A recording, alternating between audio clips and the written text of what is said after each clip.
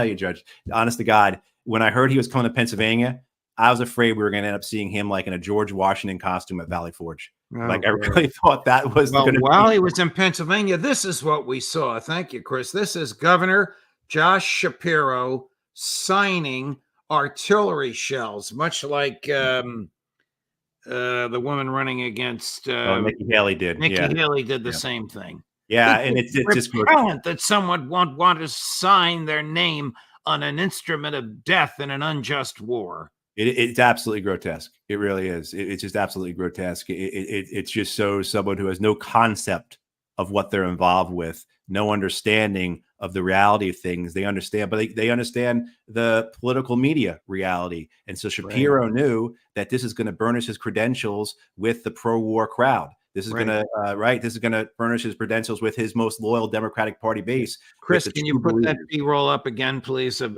Governor Shapiro?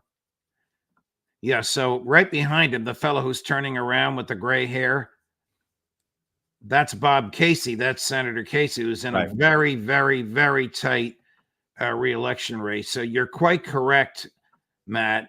These is shaking Zelensky's hand.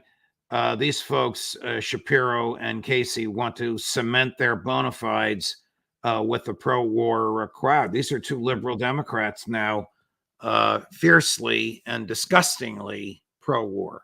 Right, and I'm sure that video there got sent right away to the CEOs of Lockheed, Boeing, Raytheon. Look who your supporters are. Remember Shapiro. Remember Casey when it's time for re-election. Kind of thing. They're on your side. They're willing to sign artillery shells that are going to rip young men apart.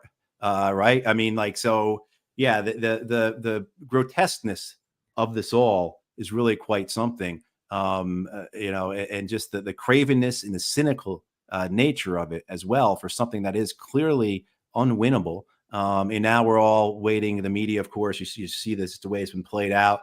Zelensky is going to present his victory plan later this week. The rollout of all this, it's very well executed on their end to build the anticipation, right? So he goes on this road show. He travels to Pennsylvania. Of course, he's going to speak at the UN. He's wearing his, he looks like he's a salesperson at Bass Pro Sports, right?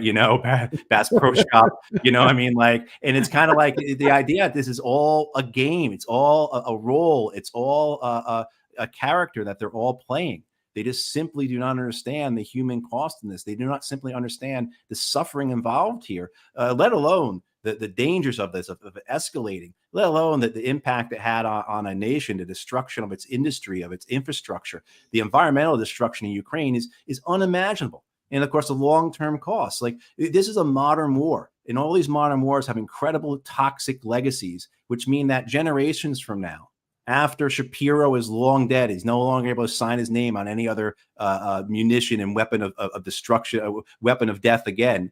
There are going to be Ukrainian mothers who are giving birth to children that are deformed, disabled, or dead because of the toxic legacy of this war. And we know that because that's how war is now.